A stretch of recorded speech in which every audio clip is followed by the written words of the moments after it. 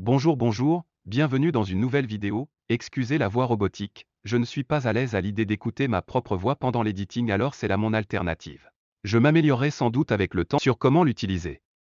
Mais en attendant, le contenu qui suit est un speed paint de la couverture du livre Mémoire de la forêt, écrit par Michael Brun-Arnaud et illustré par Sanoé. Je vais vous parler un peu de l'œuvre pendant que le speed paint se fait en fond. Tout d'abord, commençons par une petite introduction au bouquin.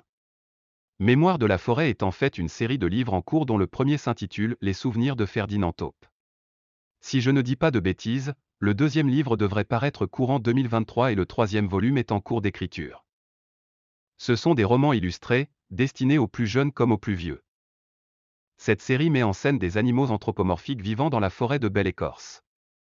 Le premier livre, Les souvenirs de Ferdinand Taupe, a pour personnage principal Archibald Renard, le libraire de Belle-Écorce. Sa librairie s'avère être très spéciale, car elle détient d'uniques ouvrages écrits par tous les animaux de la forêt qui souhaitent prendre la plume. Ferdinand Taupe y a lui-même déposé ses écrits un jour, du temps du grand-père d'Archibald.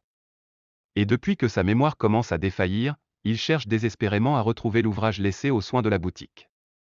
Alors que la vieille taupe vient pour récupérer ses souvenirs, voilà que le livre a été vendu à un mystérieux client.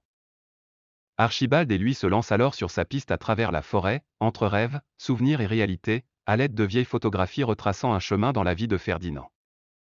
Nous allons évidemment commencer par une review sans spoil. Tout d'abord, côté pratique, la police du livre est assez grosse pour qu'on ne se perde pas dans les lignes à relire 15 fois la même. Ensuite, j'aime beaucoup la présence de dessins à l'intérieur, qui donne un support visuel très agréable et qui aide à l'imagination autant qu'à développer l'attachement qu'on a envers les différents personnages. Ce qui m'a attiré en premier lieu, c'était la couverture. Même si on n'est pas censé juger un livre à son apparat, je dois avouer que je ne suis pas le dernier à le faire. Puis en lisant la quatrième de couverture, j'ai évidemment été intéressé par le sujet. Une grande aventure aux côtés d'une vieille personne atteinte d'Alzheimer. Ça m'a fait penser à ce qu'a pu vivre un ami que j'aime beaucoup qui m'a parlé de l'un de ses proches qui en était atteint. La manière de traiter le sujet dans le récit est très douce, compréhensible, et permet d'aborder la chose avec le point de vue d'Archibald. Il connaît un peu la maladie parce qu'il a pu en lire, mais n'a jamais vécu très proche d'une personne atteinte. C'est facile de s'identifier à lui quand on n'a nous-mêmes pas d'expérience là-dessus. Quant à la grande aventure en elle-même, poursuivre les souvenirs de Ferdinand, elle donne lieu à des moments très prenants et à un super suspense. Les deux personnages sont très attachants et je peux dire que j'ai beaucoup aimé tout ce qu'ils ont rencontré lors de leur voyage. Les descriptions faites dans le livre ont elles aussi cette ambiance très douce qui leur est raccrochée. Pour citer un exemple qui m'a mis l'eau à la bouche, c'était à la mention d'une tarte. Les dessins saupoudrent l'aventure de la plus jolie des manières, le côté aquarelle rajoute à la douceur du livre. Je n'arrête pas de souligner la douceur, mais c'est parce qu'il m'a apporté le réconfort énorme d'un soleil et d'un vent léger. En fait oui, ce livre est très réconfortant et émouvant. Autant qu'il m'a pris dans le mystère de l'enquête et de toutes les petites théories qu'on pouvait se faire sur l'identité de l'acheteur, je me sentais reposé et calme après chacune de mes lectures. Peut-être parce que je m'arrêtais à chaque fois au bon moment, mais j'avais tout le temps envie de continuer et ça ne m'est jamais apparu comme une corvée. Ça aussi, ça a été quelque chose de réconfortant. Parce que ça faisait longtemps que je n'avais pas ressenti ça pour un roman alors que je lisais beaucoup plus quand j'étais enfant. Voilà ce que je peux dire sans spoil, pour moi c'est un très bon livre et j'aurai un grand plaisir à suivre Archibald dans la suite de ses aventures. J'ai pu aller assister à une dédicace et rencontrer les créateurs, malheureusement je n'ai pas vraiment pu leur parler. J'étais un peu trop bouche bée on va dire. Mais ils ont été très gentils et avaient l'air proches d'habitués qui venaient faire signer ou parler, c'était une très bonne ambiance et ma toute première fois à une dédicace. Pour skip la partie qui spoil, vous pouvez vous rendre à ce time code auquel je vous retrouverai pour parler du speed paint.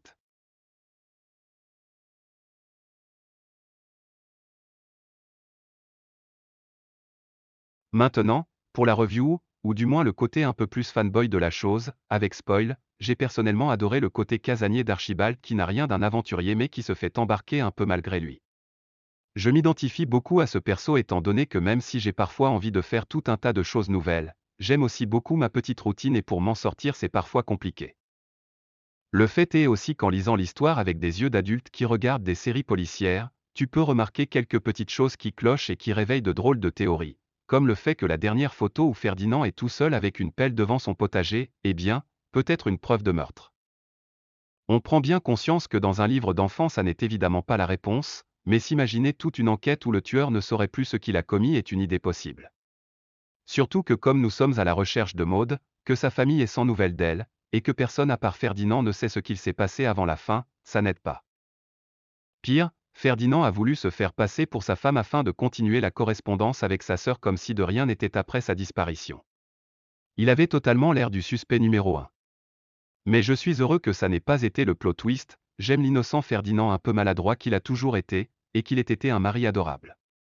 Le côté femme forte de Maud était aussi génial, une vraie warrior. Les petites romances éparpillées parmi les pages m'ont fait beaucoup rire. J'ai dévoré ce livre de A à Z en environ une semaine lorsque je prenais mon train matin ou soir. Ça a été une très bonne expérience.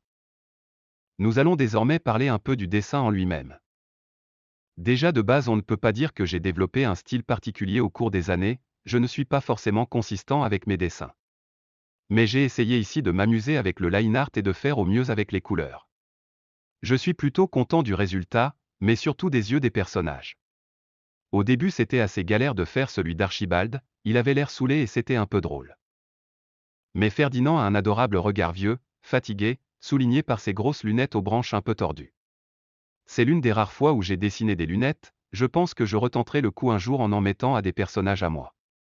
Pour ce qui est des décors moins détaillés, j'aime le côté plus relâché que j'ai obtenu, je trouve que ça accompagne bien tout en laissant le focus sur les personnages présents. Voilà, tout ça pour dire que je suis impatient de voir ce que vont donner les prochains tomes. J'espère que vous avez passé une bonne vidéo, merci d'avoir regardé jusqu'au bout et à la prochaine.